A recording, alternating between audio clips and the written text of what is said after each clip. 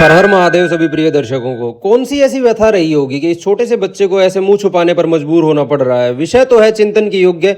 तो हुआ कुछ यूं था कि अपने कुछ क्षणों के आलस्य को त्याग हम उठ जाते हैं ब्रह्म मुहूर्त में। उठते ही तांबे के पात्र में रखा समशीतोष्ण जल ग्रहण कर लेते हैं और हो जाता है हमारा पाचन तंत्र सक्रिय। इसके कुछ देर बाद ग्रहण करते हैं 3 ग्राम शोधित शिलाजीत का, जिसकी मात्रा समय व काल अनुसार हम बदलते रहते हैं, जो कि उत्तम शारीरिक क्षमता की स्थापना में हमारी सहायक है। अब शहर के अनुसार वस्त्र आदि धारण कर हम निकल पड़ते हैं सुबह की पैदल यात्रा पर। अब जैसा कि हर बुद्धिजीव को ज्ञात होगा कि दुविधाएं उत्पन्न होती हैं जब लोग इच्छाओं और जरूरतों का फर्क भूलकर उन्हें खुद पर हावी होने देते हैं।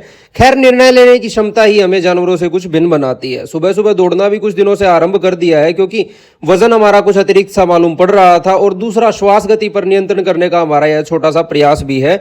और भारी शरीर लिए घूमना हमें कतई भी पसंद नहीं है। पिछले कुछ दिनों में जरा सी बीमारी के कारण हमें सुबह की सैर को स्थगित करना पड़ा था। व्यायामशाला जाने का विचार आज हम पूर्णतः त्याग चुके थे, क्योंकि अभी तक पूर्ण स्वास्थ्य की स्थापना हम नहीं कर पाए थे। जैसा कि मैंने पहले भी बताया, वजन उठाने का अभ्यास ज्यादातर मैं एक दिन छोड़कर एक दिन ही करता हूं, ताकि शरीर को अनावश्यक कष्ट की अनुभूति न हो। आते ही कुछ देर आराम फरमा लेते हैं और फिर नहा धोकर खुद को सीधा भगवान शिव के चरणों में अर्पित कर खोल देते हैं अपना अस्पताल। और शुरू हो जाता है सुबह का लाइव वीडियो सेशन, जिसमें हम आयुर्वेदिक औषधियों के बारे में जानकारी साझा करते हैं। इसमें यदि आपको भी कोई सेहत से जुड़े सवाल हैं तो आप यहां आकर हमसे पूछ सकते हैं। अब करनी थी सुबह के भोजन की व्यवस्था। ज्यादातर उबला हुआ आहार ही हम ग्रहण करते हैं, अतः अपनी सब्जियां आदि जल्दी से उबलने को रख देते हैं, क्योंकि फिर मरीजों के आने का समय हो चलता है और खाने का समय सीधा दोपहर में जाकर मिलेगा। आशीष ने आते ही अपनी जिम्मेदारियों का बोझ उठा लिया था और जुट गया था सभी दवाइयों को उनके निर्धारित स्थान पर स्थापित करने हेतु। स्टीमर में अक्सर सब्जियों व अंकुरित दालों को पकने में लगभग 20 मिनट का समय लग ही जाता है। भोजन तैयार हो रहा था, तब तक सोचा कि प्यारे मोहित को थोड़ा परेशान किया जाए, जो कि उठ तो काफी देर पहले चुका था, किंतु अभी कंबल में मुंह दिए अपना फोन इस्तेमाल कर रहा था।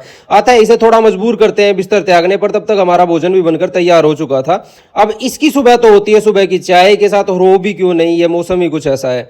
भोजन करते करते हम फोन पर परामर्श का सिलसिला भी आरंभ करते हैं, जो कि काफी मानसिक परेशानी उत्पन्न करने वाला होता है। साथ ही आशीष शुरू कर देता है मरीजों की दवाइयों बनाकर बांधना। दोपहर हो चली थी, जिसका मुझे अक्सर बेसब्री से इंतजार रहता है, तो जल्दी से अस्पताल बंद कर देते हैं और चले जाते हैं कुछ देर सुस्ताने के लिए। शाम की शुरुआत होती है थोड़ी सी अदरक वाली चाय और ढेर सारे फोन पर परामर्श के साथ, जो कि हम दिन में पूरे नहीं कर पाए थे।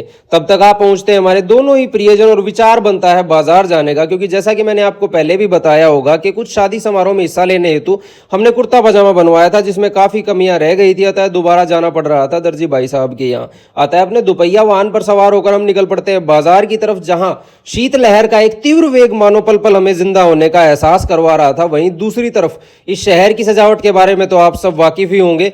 इस समय तो यह बेहद मनमोहक ही हमें लगती है। तो सीधा आ चुके थे दर्जी भाई साहब के यहाँ, जो हमें आश्वासन देते हैं शीघ्र हमारे कपड़ों को सही कर देने का।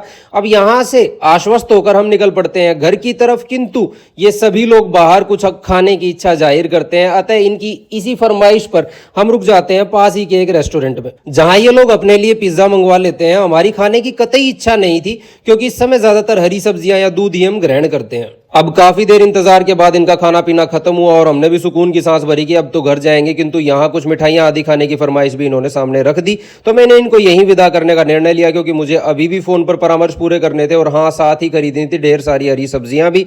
तो पहले सीधा निकल पड़ता हूँ सब्जी वाले भाई साहब की तरफ और खरीद लेते हैं ढेर सारी सब्जियां।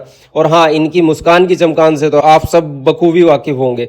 घर पहुंचते ही देखा कि प्यारा पूछिया अकेला बैठा हमारा इंतजार कर रहा था। अब भूख का वेग अति तीव्र होने लगा था, अतः सबसे पहले सब्जियां उबलनी रख देते हैं और साथ में भोजन करते करते निपटा लेते हैं फोन के सभी परामर्श भी। तब तक वापस आ पहुंचते हैं सभी प्रियजन और इनके साथ चलता है फिर एक लंबा वार्तालाप का सिलसिला। और यहीं समाप्त करेंगे आज के इस बड़े से दिन की छोटी सी कहानी को। आप सभी को मेरी तरफ से राम राम।